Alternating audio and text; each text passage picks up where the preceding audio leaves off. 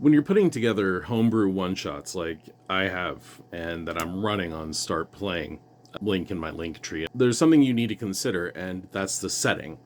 And more importantly, that's the lore, or really the lack of lore. The thing is, as much as I enjoy a good session zero and world building as anybody, in fact, I've been dying to play The Quiet Year, which is just about world building. That's not something you want when you're walking into a one shot.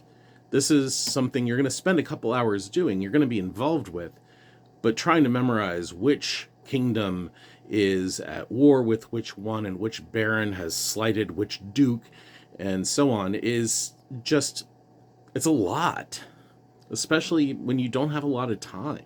Luckily, we have a real world example that gives us a good out for that, and that's what I've been using as well, which is that without a central power structure, things just kind of collapse into small, localized fiefdoms, much like you had during the Middle Ages in Europe. Things can vary significantly from area to area. In one place might be one religion, and in another deity might be honored and revered. In one place, magic might be seen as something to get burned at the stake, and in another it'd be a place where they'd put you onto a wooden pedestal and carry you around and sing Yub Nub. This gives a lot of freedom for your players. They can make whatever background they want. They just came from a different area of the world.